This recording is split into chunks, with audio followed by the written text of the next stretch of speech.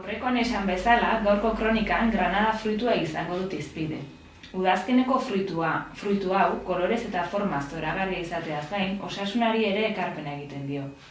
Fruitu honen jatorria Persian, Iranen eta Himalaian dagoela esaten da. Eta ondoren, India, Iran, Afganistan, Rusia, Pakistan, Irak eta Mediterraneora zabaldu zela duela milaka urte. Haren hazkuntzarako egunean zehar aldaketa klimatiko handirik ez zuten tokiak behar dituzte.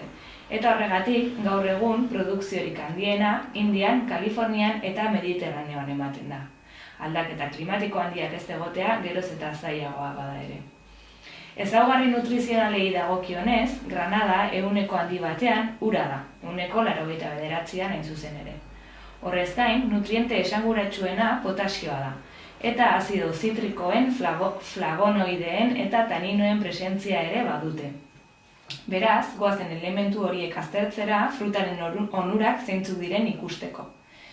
Potasioa gorputzean ugari dugun mineraletako bat da, kaltzioa eta fosforoarekin batera. Potasioak funtzio ugari ditu gorputzean.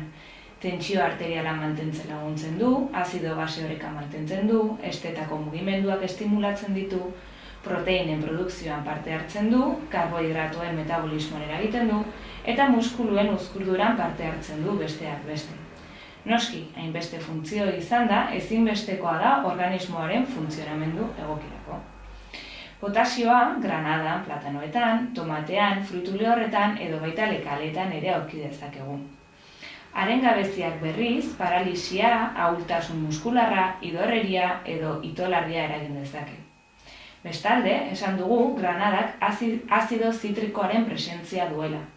Azido zitrikoak gernuaren bitartez azido urikoaren kanporaketan laguntzen du.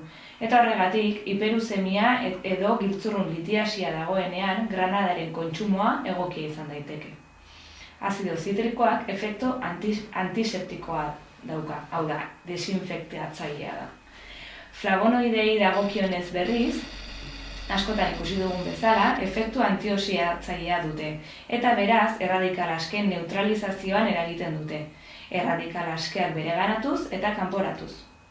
Azkenik, taninoak dauzkagu granadan, eta jai esker, granada lehorgarria eta antiinflamatorioa da. Tanino hauek batez ere azalean eta barruan dituen tabiketan daude.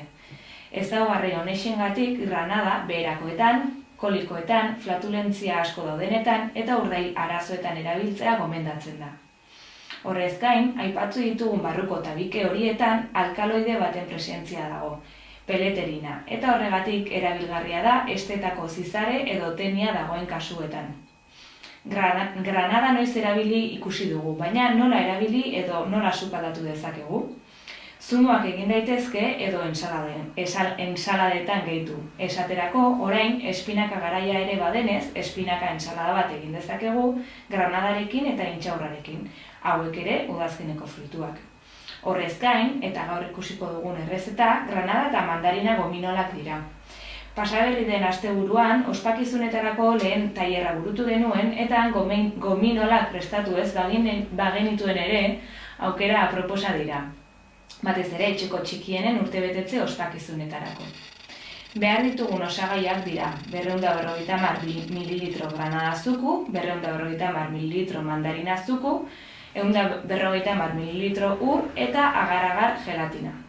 Agar-agarraren kantitatea zein den jakiteko, hoberena paketan begiratzea da, eta ondoren jartzen duena baina zertxo bait gehiago botatzea. Hala ere, sukaldatzean beti onena probak egitea da. Nola egingo dugu? Lehenik eta behin, bi fruten zukua atera behar dugu. Eta horretarako, laranja zukua ateratzeko erabiltzen dugun esprimedorea erabiliko dugu. Esan bezala, 250 ml granada zuku eta 250 ml mandarina zuku. Hau prest edukita, 150 ml ur berotzen jarriko ditugu kazuela batean. Irakiten hasten denean, agar-agarra bota, ondo nahastu eta jarraian kazuela zutik aterata, pixkanaka eta nahasteari utzi gabe zukuak botako ditugu. Nahasketa hau izotzak egiteko molde batean botako dugu eta gelatinizatu arte utziko dugu. Desmoldatu eta listro, prest dauzkagu azukrerik gabeko gominolak. Horrelako informazio eta errezeta gehiagorako sartu www.garazilizarraga.comen edo Facebooken Garazilizarraga dietista eta nutrizionista bezala aurkituko nauzu.